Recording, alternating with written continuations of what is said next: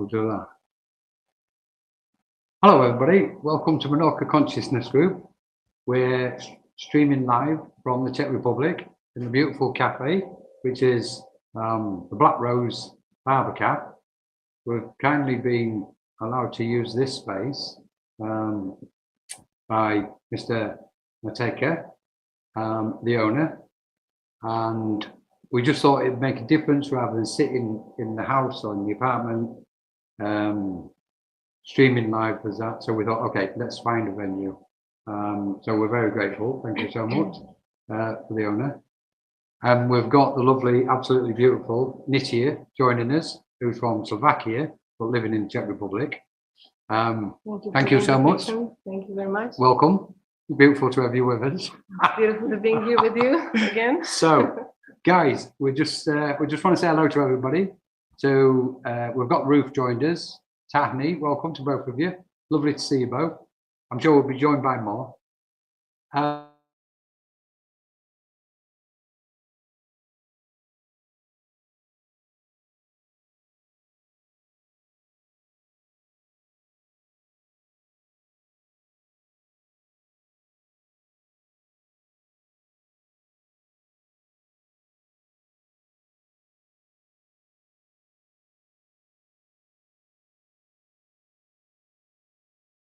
Come back. Okay, we just lost the signal for a minute. Probably my computer, so don't worry about it. And as I was saying, Nitya is also a musician and singer. So, Nitya, and you've got a spiritual background as well. Yes, a little. Do you want to tell us a little bit about how's the music? Tell us about the music first as well.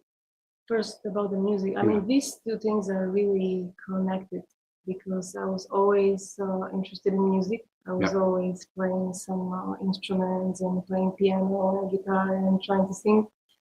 But it really didn't have this like a purpose or something like meaning, or like why I like to do that, or you know, what's the meaning of that. So for me, like becoming like more spiritual or trying to understand these things was very transformative. Also in this like my music journey. So it's like two things which are very much connected. Okay. So the spiritual side enhanced the musical side. Yes, of course. I think that I wouldn't do music at all, maybe if I wouldn't be interested in spirituality. Ah, okay. Interesting. I'm sure about that. Yes, because when I'm thinking about it, like back then when I was even a child and I was playing piano or singing, I felt sometimes, even I liked it. It was like a hobby. I liked to play and to just go somewhere and just do my things, like thinking about things and hide. It was something like a place where to hide music. But I've never thinking like doing it for others. Right. Like, it was just for me, and I wasn't really happy with that because it was just mine.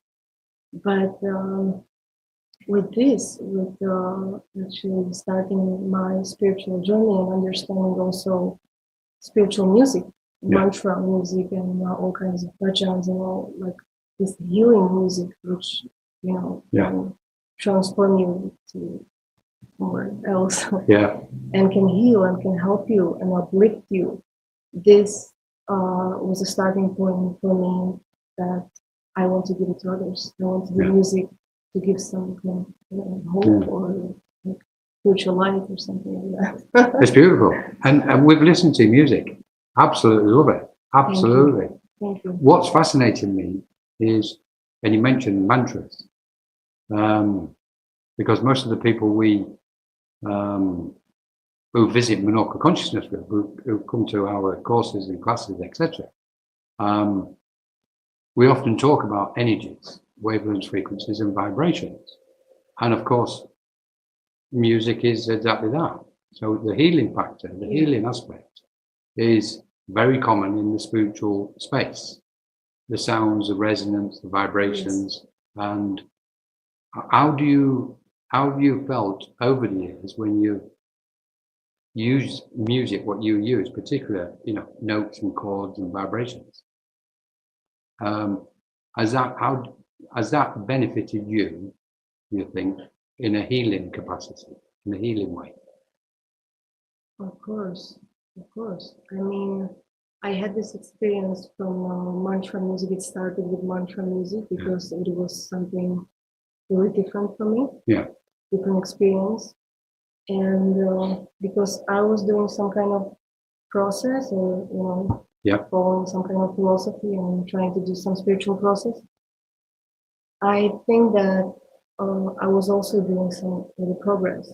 Yeah. And with that progress, you are uplifting, and your sense of how you feel things, how you see the world, how you perceive music is changing also. So I cannot really say that my music is something, because it's not really my music. It's just coming from something. And all I'm trying to do is to connect with that source. Yeah. And when this is working, it's very beautiful. It's a beautiful experience also for me. Yeah. Because it's not mine. It's just coming from something much more higher and much more, This is the beauty of it. Yes. For me, because we're seeing so many now, especially probably in the last 2 years to 3, with this aspect of using sound. Yes. On some occasions we've had sound baths with the gongs and the crystal bowls, etc. And what I'm seeing in the spiritual space now, globally, is music is really kind of going to a new level. Yes, of course. And it's used predominantly for the healing, for ascension, possibly. Many people are using healing because they can ascend the mind and clear. It helps them clear their space, the auric field, the chakras, etc. All these things. Yes. Which kind of leads me to the next thing. You've got a background in spiritual matters, which is, tell us if you can tell us about that. Well, yes, there was a time. I think I was always kind of a spiritual person, always from my childhood, but there wasn't like any philosophy I was following, or there wasn't any system or something. It was just my childish dream and some kind of connection with God. Yeah. And I was always praying and always just believe that there is something higher. But then there was a time in my life where things got a little bit, heavy. Like they do for everybody. Everybody's the same. It's just a question of time when something is going to break you. So this just came, and I remember that day I went to the meadow. It was near the forest, and I really said this prayer, and I said, "Please, God, if you can, please just show me the path I can go, and I can reach you. I can reach something more. I want something more. I'm not happy here. This is not all I want to do. Just Yeah. And a few days after this, I found a book in our house. Actually, it was a book about Vedic philosophy, about Bhakti yoga, and it agreed me to live in a temple for another 5 years. Of course. So that was my journey. So I lived in a temple, one of the Hare Krishna community in Slovakia and also in Czech Republic. Okay. Almost 5 years, and it was very, very transformative for me from many points of view. So let's get this right. So you kind of was asking for guidance. You was asking for a sign. So you asked for the sign. You were shown a book. Yes. And then you had 5 years in a temple. Yes. After that's it. That was it. So So I'm just going to say, guys, be careful what you ask for. Yes, that's right. That's true. So I'm just going to say hello because we've got Francis. Hi, Francis, and Chloe and Colette. Hi, guys. Thanks for joining us. Lovely to have you with us. So we've got the lovely Nitya here. And some of you have actually met her. Okay. Because there's a couple of people what's here, what obviously was here. And we couldn't wait to kind of invite Nitya for just to have a spiritual chat, as always. So you ended up in a temple. Sorry. You was in a temple 5 Yes. years. Like a full-time, like a monk, living as a monk. Yeah. Quite intensive. Intensive. Yeah, but not in a bad way. It was very transformative. I mean, I would say it was a lot different than I thought it would be. Okay. You know, many times when we starting with whatever we are starting with, we have this expectation, a little bit maybe naive, or like we think, especially with spiritual things, we do not know, we don't have this experience. So it was like, I'm going to meditate, everything's going to be beautiful. Going into a temple, you know, everybody's levitating and light. Yes, butterflies. Yeah. It wasn't like that. It was. It was a big mirror, and like I think the whole spiritual life is about facing who you are and trying to find out who you are, and it's not easy. Now, I don't want to discourage anyone about this, but it's also beautiful to find out that going more deeply into who you are, what you want, what is the purpose of your life. That was my absolutely first question, which I started with my spiritual journey, like what is the purpose of life, like in general, like philosophical, and also what is my work here, why I was born here, what to do with all that, you know. So so there was a lot of expectations and like that, and it was different, but it's supposed to be like that. And there was a time, I have to say, when it was really hard. And I was thinking like, why I did that, maybe I should just stay home and just read books or something. But now, when I'm thinking about it, it all had really like pretty much sense, and it just had to happen in a way as it happened here. Yeah. So it's nice. It's interesting, isn't it? Because expectations is always hovering somewhere. And which is like, okay, let's remove what expectations and let's see where it goes. What's fascinating is there's a common list which we all face, all of us, and I mean, I'm sure everybody will agree. And you've just described some of them. It can be challenging. The spiritual path can be challenging. You're facing obstacles, hurdles, internally and externally, which you didn't know about, which wasn't expected. The inner work is always the most difficult, or can be the most difficult and the most challenging, because it's like trying to move a concrete wall, you know, completely thick and solid and dense inside us. And then the questions, which is, what's my purpose? What's the meaning of this life? And I think this list, there must be probably at least 10 common aspects, what we all face globally, but more so when we step onto what we call a spiritual path. When we become conscious of a path of spirituality, that's when all these aspects are presented in front of us. And it's almost like we can say, it's like somebody saying to us, so you thought it was difficult then, now the work starts. It's like, oh, okay, I'll just go back. And it's like, you can't.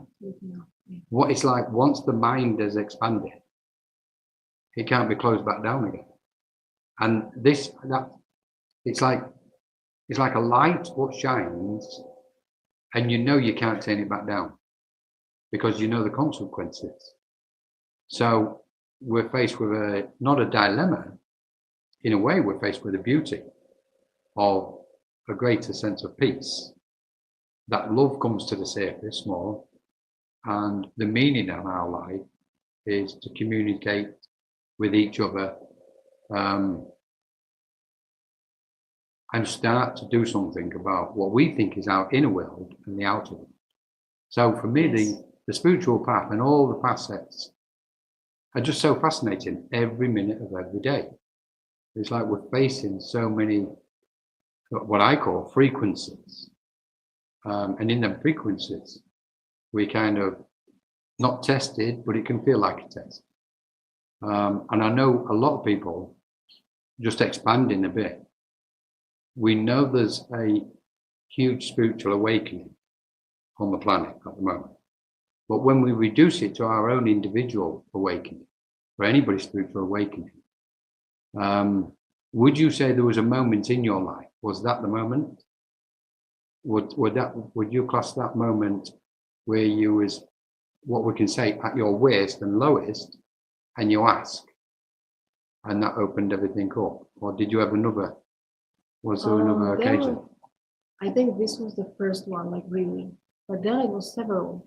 Yeah. Because as you say, it's still new and new things are happening, and you discover new, like even you discover yourself like slowly, step by step. So it's always new.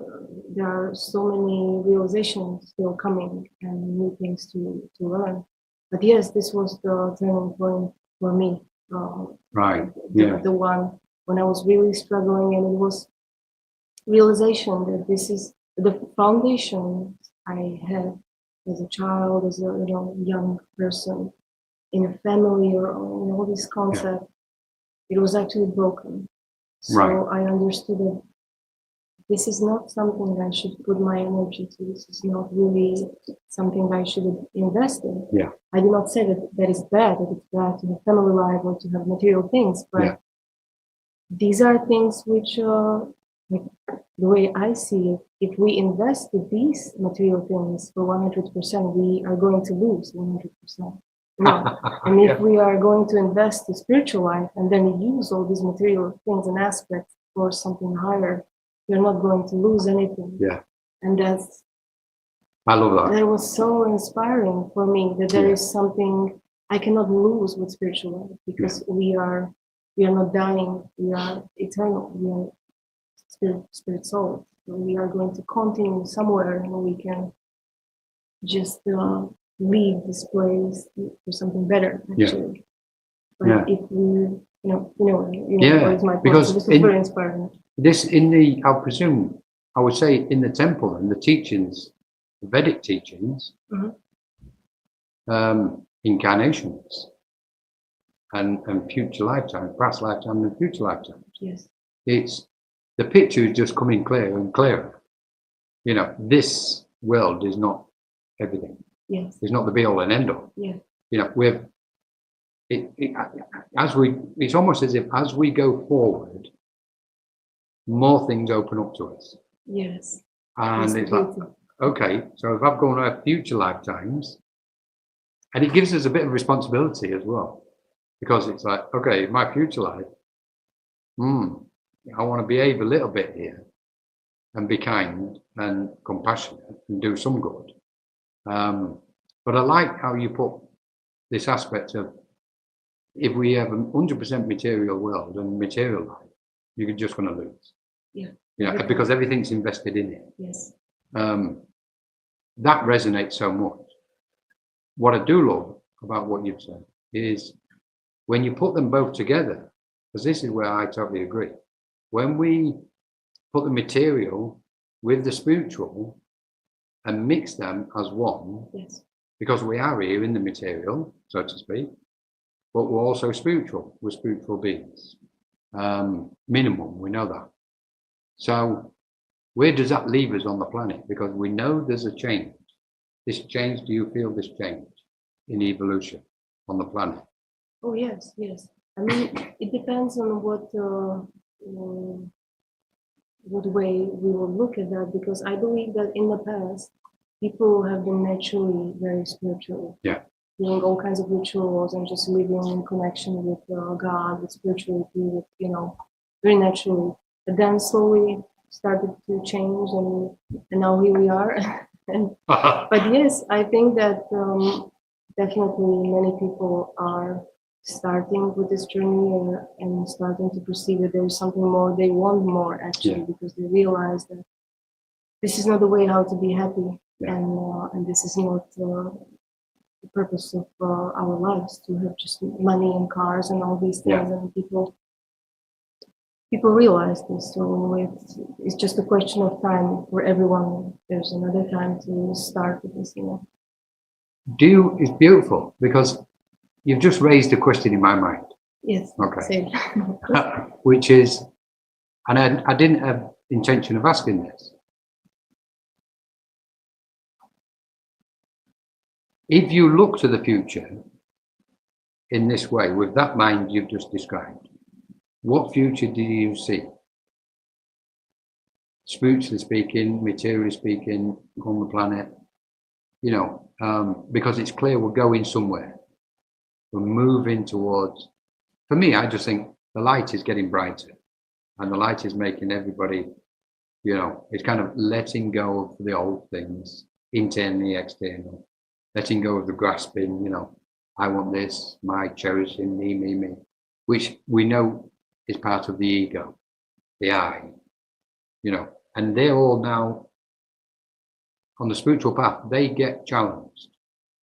Our grasping, our sense of I want, we question is like, well, actually, do I need this? And we know most times the answer is no. Yes. So if that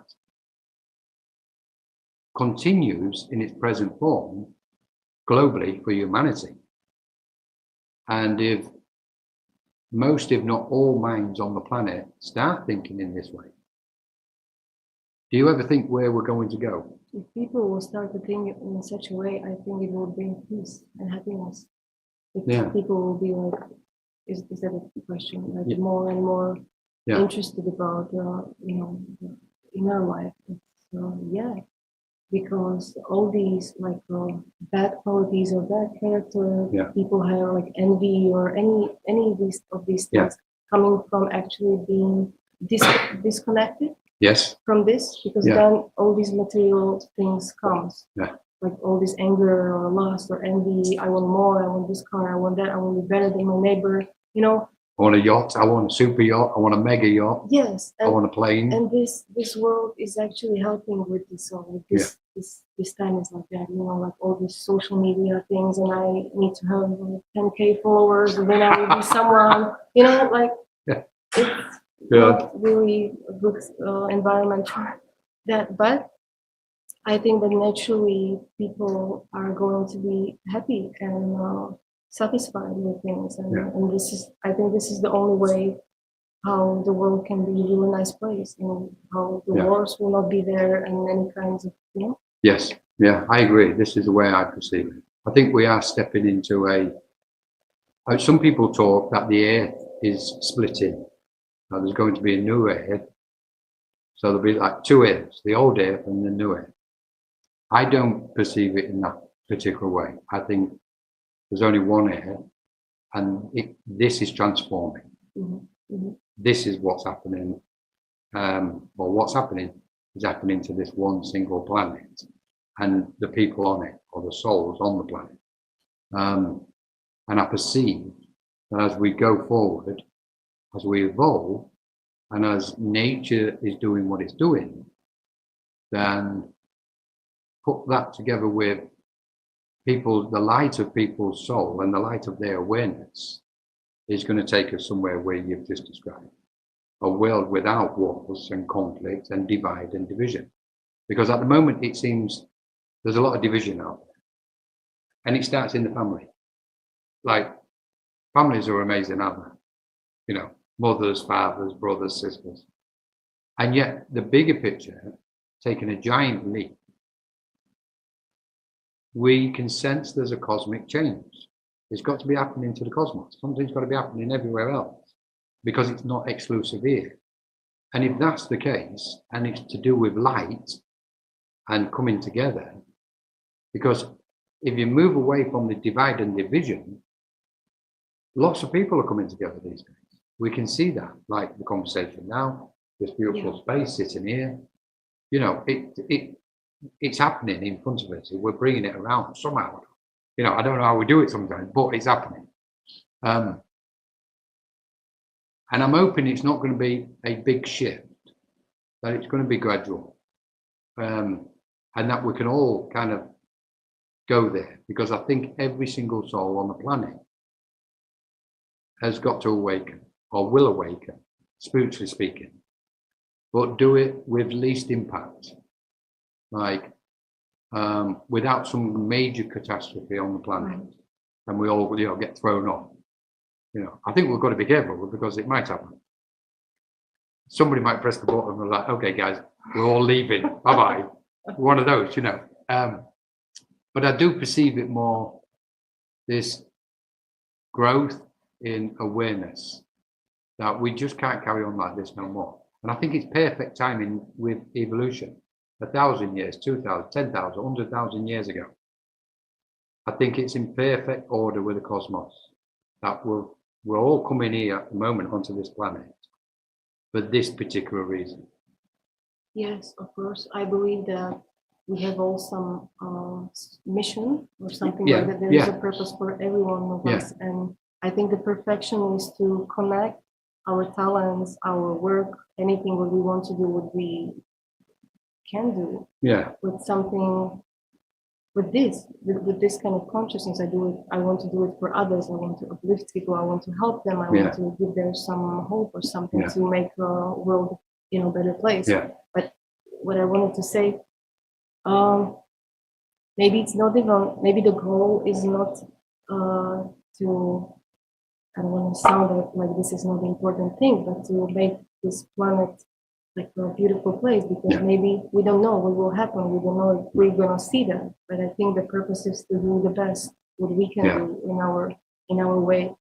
And what is very interesting, what was very important point for me was that we are eternal beings. We are just going to continue and continue and continue. And you mean you're going to come back again and again and again? We can also come back, of course, but we can also go to other places. And this is something we cannot lose with that kind of philosophy. I mean, what I want to say is that not everyone is going to be spiritual in this planet. And maybe we cannot turn people to be 100% spiritual or to do these things. It's always, because I believe that this place has some kind of quality and character, and then always going to be people who will reflect something. Reflects or who will be even doing really bad things, or fighting with these kind of energies and trying to do things another way. And maybe we cannot change it. In our lifetime, But that's we can do our best, and it's interesting, isn't it? Because I think it's not that I'm going to disagree with you. I'm not going to do that. But I think change is happening. We're bringing the change right now. That's what I think. Yes. Mm-hmm. I think the change is now, and we are bringing it as infinite beings, souls, celestial beings, whatever we think we are. So much more than this physical body. We know the physical body is like a condensed form of energy, a vehicle to get us around this physical plane. But it's interesting how this conversation has gone, because it's almost leading itself to those other planes of existence regarding past lives, future lives, infinite being, other realms and other planes of existence. What I'm seeing at the minute clearly is potentially we are being guided as well. So we have our own kind of, let's say, this awareness and our higher awareness, which is made up of different frequencies and different dimensions. We can meditate and go sorry, and bringing meditation into it. Through meditation, it appears that it's benefiting not just us individually but humanity, and it's helping us to connect to other realms and other worlds, other maybe dimensions where so many other different beings exist. Like people at the minute that talk about celestial beings, star seeds, Arcturians, Pleiadians, etc. But I tend to look at them, and I totally agree with it, but I tend to look at them through a certain lens, if that makes sense, where we're all interconnected. all of us. So we're interconnected here on the airplane, but we're all interconnected Yes. off this planet as well on a what we can call a higher vibration of awareness. But I wanted to ask you about your thoughts on other worlds and other beings, spiritual beings, cosmic beings, etc. What's your thoughts on that? Yeah. This is an interesting question. I mean, I can say what I was reading in Vedic literature. Right. Okay. And there is stated that in every planet there are some beings. We just cannot see them. Right. Because they have a lot of different energies. They're just Yeah. their bodies are from different energies. Yeah. Like we are here in the planet Earth, Yeah. and there's the main thing is Earth. Yes. So our body is like Earth, Connected combination, here. Yeah. water, Earth. And if you have like a sun planet, for example, there's a fire. Yeah. So these bodies are from fire. So that was interesting. Like a moon, they're very like subtle being from ether. Yeah. And this makes me sense also from the point that I was always thinking about as a child, are there other beings somewhere, in the universe, and why we cannot see them, or why we should be just the only one planet with beings. So I believe that, and I think this is just a way of what we can see and what we cannot. Like like a small ant cannot see us, and cannot understand that there is some higher or somebody with a bigger body or something. So he did not understand with his consciousness. So the same way we have different kinds of consciousness. Not maybe I'm sure there are people who can perceive these beings, but there are people who do not. So it's just based on consciousness. Yeah, interesting, isn't it? Because it's almost as if, as the mind expands, it starts to perceive beyond this 3D reality, this physical reality, and it starts to see spiritual beings, cosmic beings, etc. Because the perception then is opened up. And also there are also individuals who lives here, but they do not have body. They have just subtle body. Yes. So it doesn't have walking amongst us. Yes, of course. This is reality. Oh, okay, guys. It's almost like so we could really say it's like we're even though we're in the physical body, we're still in the presence of. I mean, I always one thing. I always think, and it's been one of the biggest questions for a long time for me. What is in the space between you and I? What's in this space? Forget the rest of the space, but what's in this space? Multi-dimensional realms, other worlds, other beings. That's interesting. That's what I always think. And on a very microscopic level, but also on a huge cosmic scale as well. So it's kind of like infinite space with infinite worlds and conscious beings. As we refer to them as beings, because that's our mind at the moment, but consciousness itself, interconnected and working its magic. We just happen to go, okay, I will put this part of my consciousness into this physical body and be the driver of the vehicle, and go to the shop or go to the school or come to the cafe. Because it's clear that it's so vast. Everything is so infinite in every moment. So it's interesting where we've got this, this aspect of other worlds. I've always had a tendency to think other worlds are not out there somewhere. They're right here, out right now. Does that make sense? Because when we say other worlds are over there, we're separating ourselves.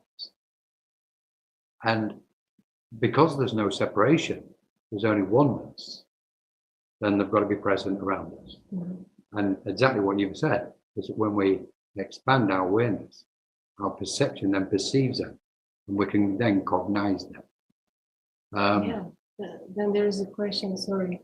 No. It is something where you can just decide, like, that I want to be such a, as you say, present, and I just want to perceive all kinds of things and all kinds of beings around myself. If it is, maybe that's a question for you. Well, that's. If it's something you can just start because you just decided to. I think karma is connected to it, because I think karma is connected to everything. But I think something else. I think the answer is definitely yes. If we put the effort in through meditation and moving our mind. There has to be some process. Yes. So like everything, it takes effort. We've got to apply effort and say, okay, I wish to see other dimensions. And you've got lots of different beings around you saying, good, we're going to help you. And then through the meditation process and expanding our consciousness, then we can perceive the space within us and around us. We go, well, there's one there standing there. I can see one there. Oh, there's one from a different kind of frequency. I'm watching it. Out the corner of my eye, I can see it. You know, and I think we're in that moment right now to do that on the planet, because we're capable of doing it as infinite beings. So the answer for me is a big yes. And of course, knowing that I do, you know, communicate and see them, it's easy for me to say, you know. So we see. But it was, sorry. No, go on. I was just wondering if it was in your life, it was like it started with some kind of desire, or it started with you had the same experience that something happened and you just opened something new, or you really had that conscious desire of I want to see more, I want to, you know. I think it was both. I think I like landed with a thud on the planet. I was like, right, we're doing this with specific attitude,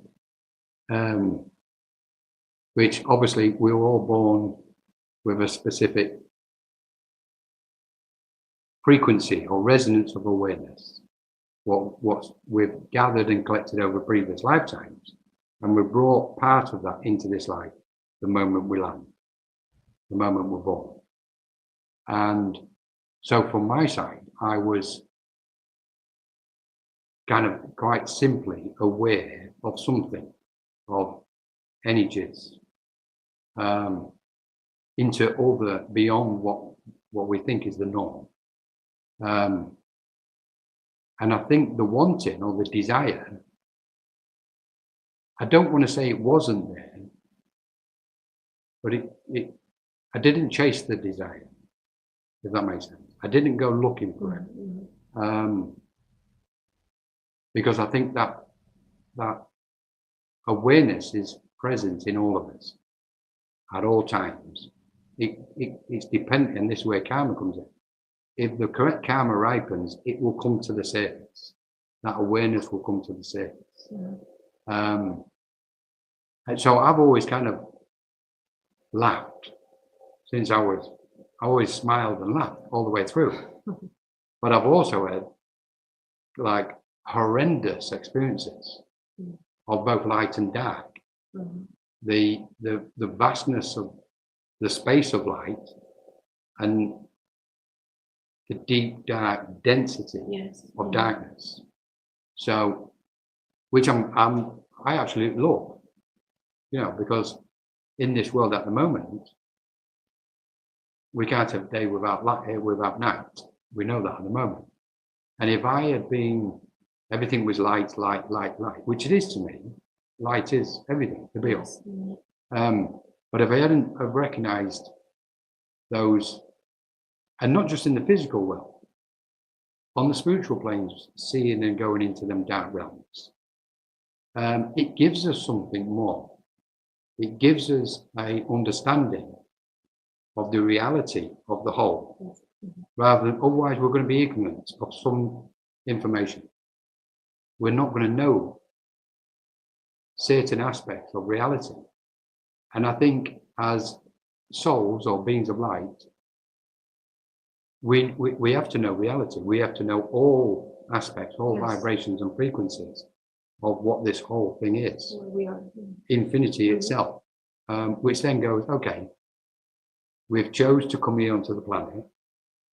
We've chosen and picked so many experiences, which is going to get us, it's going to project us to our next kind of stage of awareness, spiritual development, whatever we call it. And we know there's beauty in it. When we're going through it, we're not going to call it beautiful. Yes. We're going to call it the opposite. You know, get me out of here. What on earth is this? But it's first, I think, and it leads somewhere else, which I think is really important on anybody's spiritual path. First-hand experience. Yes. Here. When it happens here, the authenticity, because we're having those most profound realizations, what literally our soul is sensing, rather than this peripheral, you know, reading a book or hearing somebody say something. Yes, something else. They're wonderful, and we know they are. But that first-hand experience is the be-all and end-all. And I think we've all chosen as infinite, eternal, you know, jumping from one lifetime to another lifetime on any world or plane. We go, okay, I'm going to go there. I'm going to go there. And I'm going to feel and sense and transform, because I think we're transformers. We land somewhere in order to transform the energy of that space. And I think that sometimes that answers the question as to why have we come to this world? We haven't come to work 9 to 5. We're nowhere. I think we've come to transform the energy of whatever this is in this space, or this wave of existence, or plane of existence, or realm of existence, whatever the term is, doesn't matter. It's the space around us. And as cosmic celestial beings, all of us, we've all gone like lunatics. Okay, we'll go there. You know, and everybody's agreed. Everybody. We've all agreed to do this. Like lunatic, and go, okay, let's just go, look, there's a planet there. We need to transform that energy. And then we get here and we go, it's like, no, I'm not coming back here no more. I don't like it. And it's like, yeah, we are. Because we're so much more, not than the sum of our parts, but we're so much more yet to be revealed of who we are. We're multidimensional beings. If we're multidimensional beings, it means we vibrate on beautiful realms of consciousness in this moment. And we can tap into those realms of consciousness. And which brings us to one word, bliss. Where do we find bliss? Yes.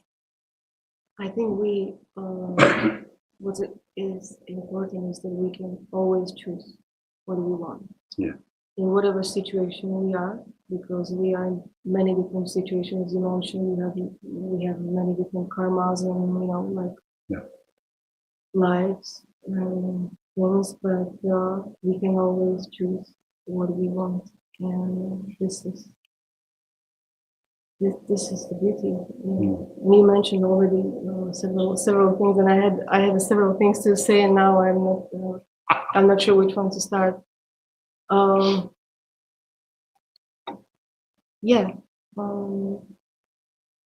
think karma is also very important thing. I was always thinking about why we are so different. Why is it that the people are born here in like a very good situation, a very happy family, everything, and then people are having very hard situation in their lives and so on. And I was thinking that this is something like not fair or something like that. This is also it was interesting point for me.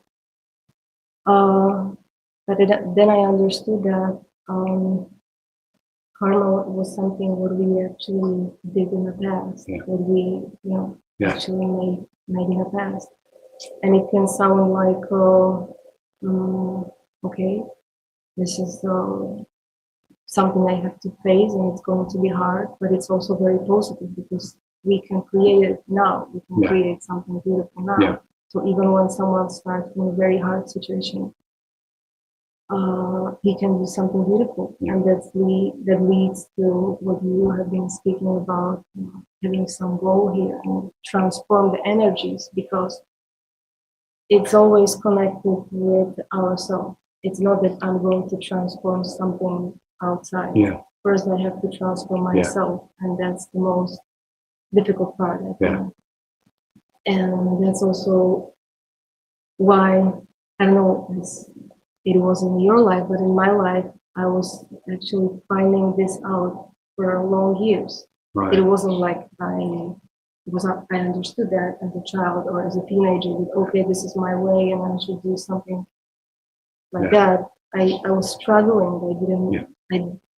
I didn't know who I am, what to do, where's my place, you know? Yeah. So, so this is connected actually with our souls, and it's a big mirror, and it's a big journey. But it's beautiful. Yeah. But it's beautiful. I have a tendency with karma, I think, because it's just so interesting sometimes, isn't it? Because when, let's say for the last 30 or 50 years, when karma has been mentioned, it's always been about, I've been a bad person in the previous life, you know, and the mind, the psyche, the mind goes on the negative, like it wants to beat itself up. Mm-hmm. You've done me, you've been bad, you've been bad. I have the opposite with karma. It's like, we've done so many beautiful things in previous lifetimes. We must have done to put us here and be the beautiful beings who we are right now.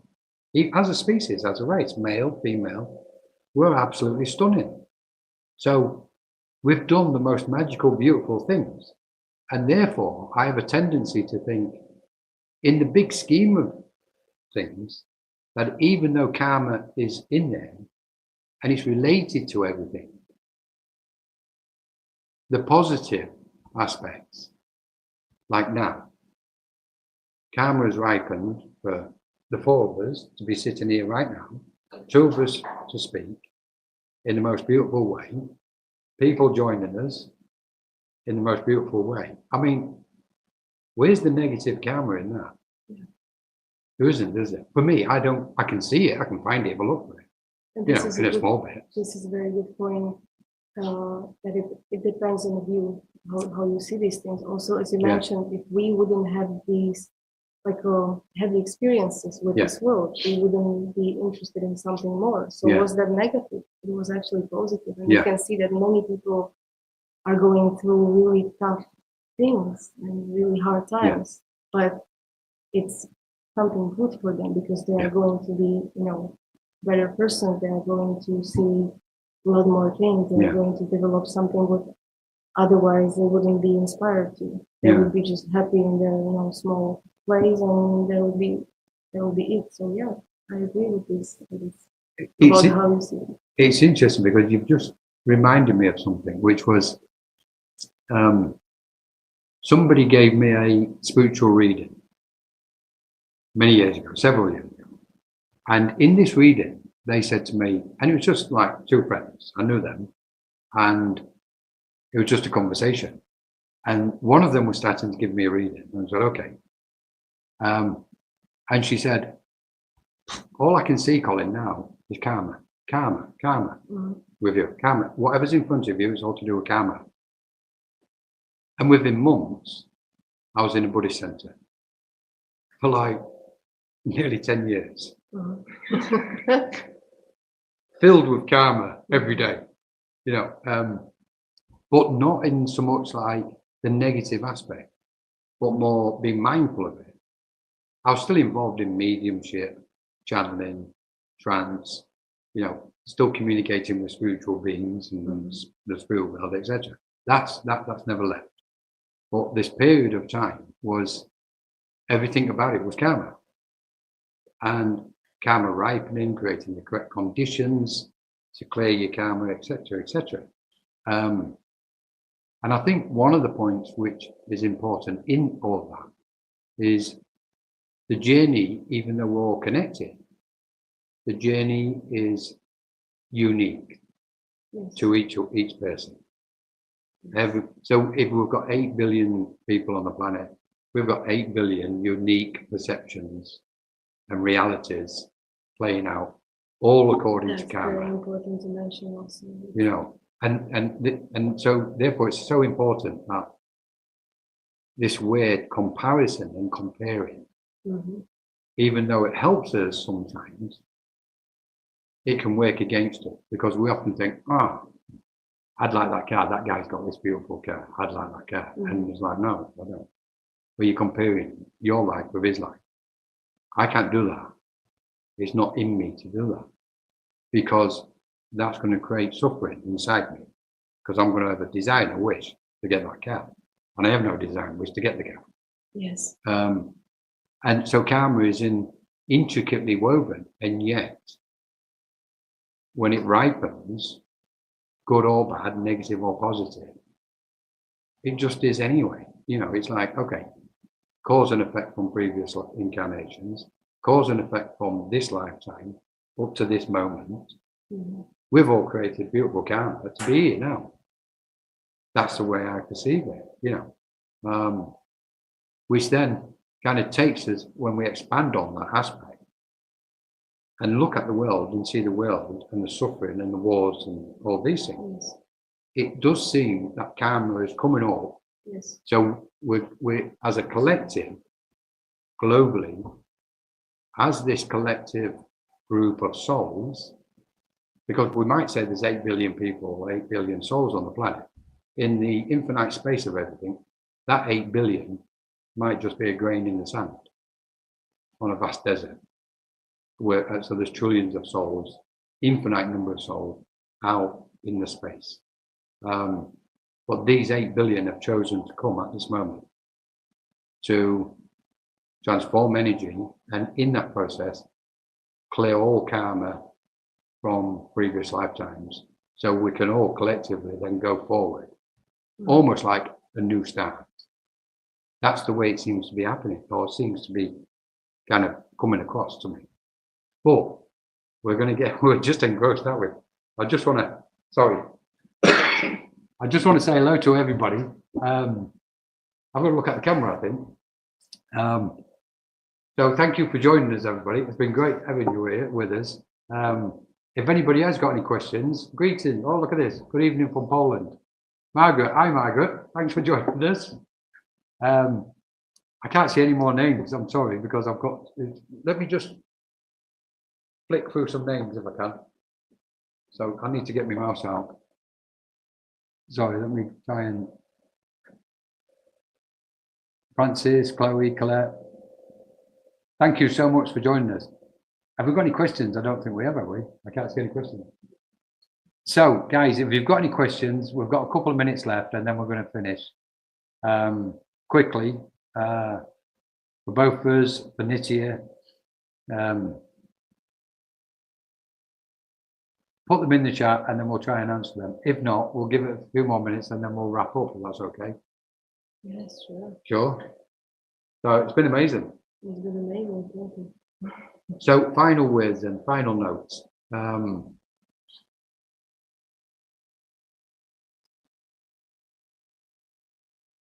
Don't know where this is coming from. If you had one wish for yourself and the world, what would it be? You're on the spot now. You've got to find that deep, deep one. Well, for myself, I would love to being able to help others with my music or anything I'm trying to do, and to give people some kind of hope or light. For connecting with the higher soul, or with God, or with the spirit, or any however we call that. Yeah, that would be my wish, because that was always my actually greatest fear when I was a child, even that my life will have no purpose. That I'm here just for going for work and that's it. So I always wanted to help others and just do something meaningful. Yeah. And for the world.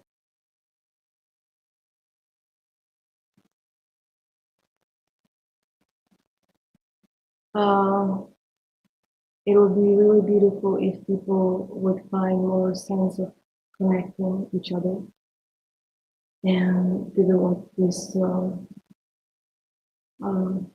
with higher values, higher goals, and to just love each other more from not like material perspective, but like understanding that we are the same actually in a core, we are the same soul. And we should love each other and help each other in this way. And that's it. So I think this would be really nice to start with. Amazing. Same. I'm asking myself the same question. It's like, I'm just repeating what you're going to say. Yeah, same. It's about love, isn't it? It'll be nice. And then from this point, I think that things are just going to, as you say, change and transform the energies, the characters of people, the politics, everything will be changed because all of these bad things which are happening is just coming from this not being really conscious about these things. Thank you. I don't think we can ever wield a settled, progressive world with a system which is in harmony both with nature, humanity, and the cosmos, without one missing factor. And this is what I think is missing at the moment in the system. And it's spirituality. The goodness, the kindness, the consideration, the compassion for yourself and everybody. Yes. And until we get to that point, until that one thing is at the forefront of any system, if we don't have that, every system is going to be in trouble. It's clear that's what's been going on. And I think the more we do this, the more we speak about it, spirituality, and it doesn't have to be spirituality, it's just about getting on with one. Mm-hmm. That just happens to be that way what seems to guide people, if you like. And we can achieve it. So, Thank you so much. Nitya, thank you so much. I absolutely loved it. Thank you for the invitation and for a beautiful time with you all. No, thank you. So is there anything, have you got any concerts coming up, what you'd like to tell us about? When's the next concert? Well, there's going to be concert 2nd August in Prague. But it's not still officially, settled, so informations are going to come in a few days. Good. Good luck with that. Yes. Thank you very much. Yes. And just for everybody, you can find Nitya, check Nitya out. And if you're ever in Slavkov, in Brno, in the Czech Republic, the best cap anywhere is the Black Rose Barber cap. So I just want to, just before we wrap up, I'm looking down at the camera and I'm supposed to look in there, I think, I don't know. Right. So I just want to say a big thank you to Nitya. Thank you to everybody who's joined us. It's been great. Hopefully Nitya will be back and we'll do maybe part 2 in the future. If you'd like to, we'll discuss it.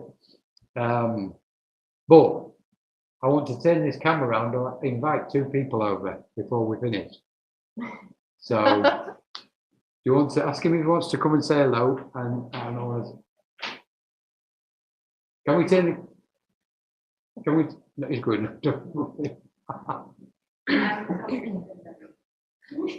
He's waving. Come on. Come on. So you actually in favor. Hang on, let me just move this table slightly. So while we're live, there we go. Jump in. So thank you everybody. the owner of the Black Rose Barber Cafe. Thank you so much. Amazing space. Really appreciate it. Thank you. Thank you to Nitya. Thank you to Ava. Thank you for the invitation. So lots of love to everybody, and hopefully we'll see you very soon. Take care. Have a beautiful spiritual journey wherever you are, and come to visit Czech Republic if you get the chance. Okay. Thanks a lot. Bye-bye. Bye-bye. Bye-bye. Great to see you all. Amazing. Thank you.